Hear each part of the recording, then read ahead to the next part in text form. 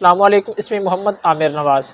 غیور باشعور وطن عزیز کی جغرافیائی اور نظریاتی سرحدوں کے محافظوں، وطن عزیز ملک پاکستان میں ہم جنس پرستی کے سیاہ بادل امنڈ آئے ہیں۔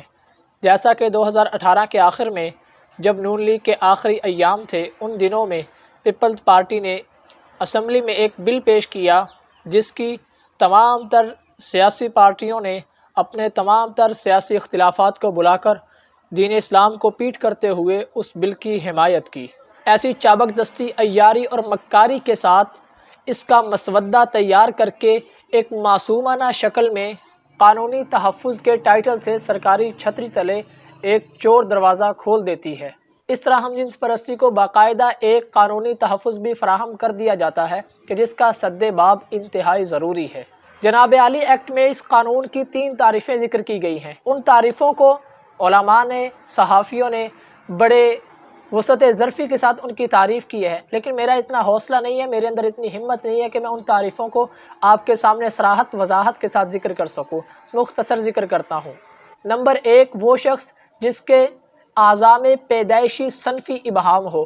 یہ خاص خواجہ سراؤں کے لیے ہے اور کسی حد تک یہ تعریف درست بھی ہے۔ دوسری تعریف کچھ اس طرح سے ہے کہ ایک مکمل فرد ہے، اس فرد کے کسی میڈیسن کھانے کی وجہ سے یا ایکسیڈنٹ کی وجہ سے اس کا کوئی اعضاء کٹ جاتا ہے یا وہ معذور ہو جاتا ہے تو وہ بھی اس ایکٹ میں شامل کر لیا گیا ہے، جو کہ مطلقاً ہے۔ تیسری اس کی تعریف یہ ہے کہ ایک مرد ہے، ایک عورت ہے اور وہ صحیح پیدا ہوئے ہیں، لیکن بڑے ہو کر کسی نفسیاتی الجھن کی وجہ سے یا پیچیدگی کی وجہ سے یا پسند ناپسند کی وجہ سے وہ اپنی جنس تبدیل کروانا چاہیں تو قانون انہیں بھی تحفظ فراہم کرتا ہے۔ معاشرہ کی فضا خراب ہو جائے گی، اس سے معاشرہ میں بگاڑ پیدا ہوگا۔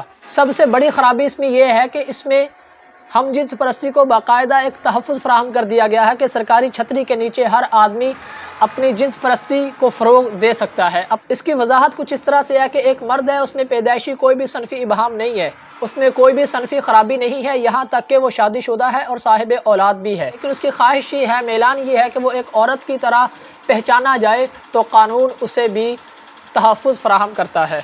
اسے نہ کسی میڈیکل ٹیسٹ کی ضرورت اور نہ ہی کسی سرٹیفکیٹ کی ضرورت ہے اور نادرا اس شخص کے حکم کا پابند ہوگا۔ نمبر 2، مرد اب حکومتی کاغذات میں ایک عورت شمار ہوگی، تو مرد جب عورت شمار ہوگی حکومتی کاغذات میں تو حکومت کی نظر میں مرد ایک مرد کے ساتھ بھی شادی کر سکتا ہے، جو کہ دین اسلام کے منافی ہے۔ نمبر 3، عورتوں کے لیے جو مقامات مختص ہیں، مثلا سوئمنگ پول ہوا، لین ہوئی، قطار ہوئی اور گاڑیوں میں عورتوں کی الگ سیٹیں ہوتی ہیں، تو وہاں پر بھی مرد حکومتی کاغذ کی وجہ سے جا کر بیٹھ سکتا ہے۔ نمبر 4، ایک عورت اپنے آپ کو حکومتی کاغذات میں مرد ڈکلیئر کر کے وہ اپنا حصہ مرد کے برابر کر سکتی ہے، گویا کہ اپنے حصے کو دگنا کر سکتی ہے۔ قانون سے نتیجہ کیا اخذ ہوگا؟ اس سے جو معاشرے میں، قوم میں، مذہب میں، اس ملک پاکستان میں جو ایک خاندانی نظام میں تباہی آئے گی وہ ناقابل بیان ہے۔ ہم جنس پرستوں کا طوفان اس معاشرے کو گھیر لے گا۔ آخر میں کرنا کیا ہے؟ صرف اور صرف احتجاج۔ تمام در مکاتب فکر کے علماء کرام اور تمام در تنظیمیں، تمام اسکالرز اور ہر فرد بشر، ہر غیرت مند باپ، بیٹا، بھائی اس بل کے خلاف ہر میدان میں کھڑا ہو اور اسلام اور آئین سے متصادم قانون کے خلاف ہر ممکن جد و جہد کرے۔ بس۔